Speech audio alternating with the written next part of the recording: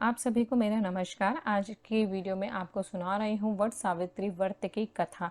जी हाँ, इस व्रत को स्त्रियां अपने पति और संतान सुख की प्राप्ति के लिए करती हैं। जी हाँ दोस्तों, तो चलिए कथा शुरू करते हैं। भरत देश के एक राजा थे जिनका नाम अश्वपति था।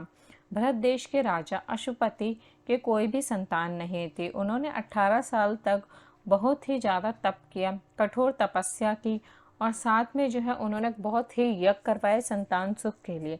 इससे सावित्री देवी ने प्रकट होकर उन्हें वर दिया कि राजन, तुझे एक तेजस्वी कन्या पैदा होगी। सावित्री देवी की कृपा से उनके घर में एक कन्या ने जन्म लिया और उस कन्या का नाम राजा ने सावित्री रखा। कन्या बड़ी होकर बेहद ही रूपवान हुई।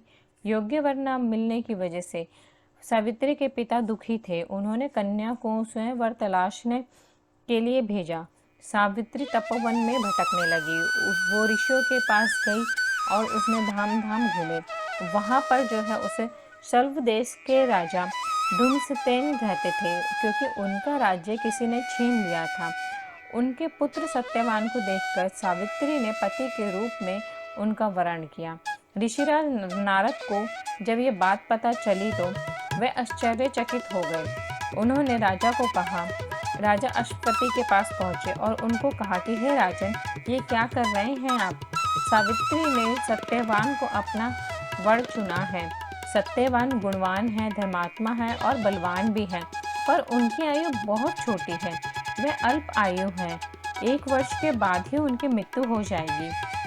ऋषिराज नारद की बात सुनकर राजा अश्वपति घोर चिंता में डूब गए। सावित्री ने उनसे कारण पूछा तो राजा ने कहा, पुत्री, तुमने जिस राजकुमार को अपने वर के रूप में चुना है वह अल्प आयु है। तुम्हें किसी और को अपना जीवन साथी बनाना चाहिए। इस पर सावित्री ने कहा कि पिताजी, आर्य कन्याएं अपने पति का एक बार ही वरण करती हैं। राजा एक बार ही आज्ञा देता है और पंडित एक बार ही प्रतिज्ञा करते हैं और कन्यादान भी एक ही बार किया जाता है। सावित्री हट करने लगी और बोली, मैं सत्यवान से ही विवाह करूंगी। राजा अश्वपति ने सावित्री का विवाह सत्यवान से करा दिया।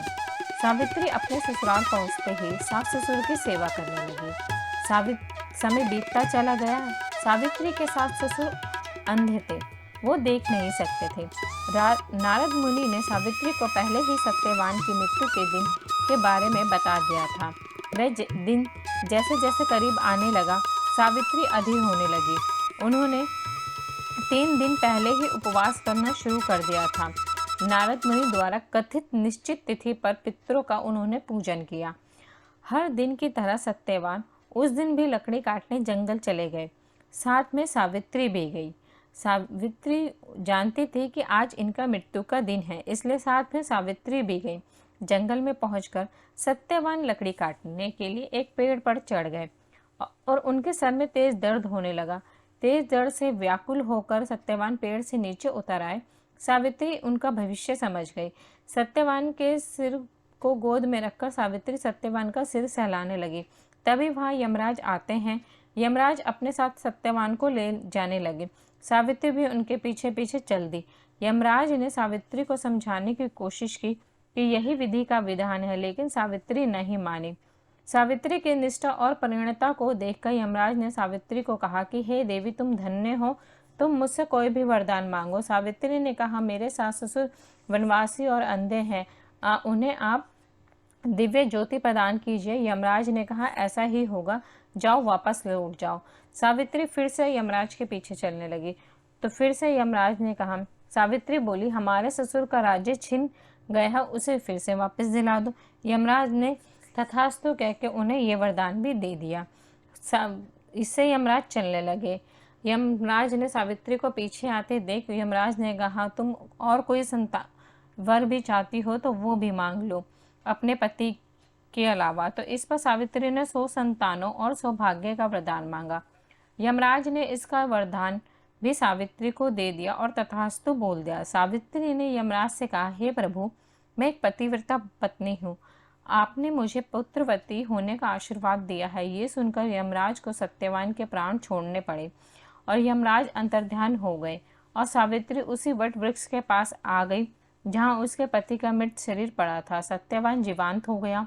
दोनों खुशी खुशी अपने राज्य की ओर चले पड़े। दोनों जब घर पहुंचे तो देखा कि माता पिता को दिव्य ज्योति प्राप्त हो गई है। इस प्रकार सावित्री सत्यवान चिरकाल तक राज्य सुख भोगते रहे और पवित्र पतिव्रता सावित्री के अनुरूप ही प्रथम अपने सास ससुर का उचित पूजन करने के साथ ही अन्य विधियों का भी आप प्रारंभ कीजिए। ये थी सत्यवान और सावित्री की कथा। माँ सावित्री आप सभी पर इस तरह कृपा बनाए रखें। इस दिन वट वृक्ष की पूजा की जाती है। आपका ये व्रत जो है सफल हो। आपको कथा सुनी, आपने चैनल को सब्सक्राइब कीजिए।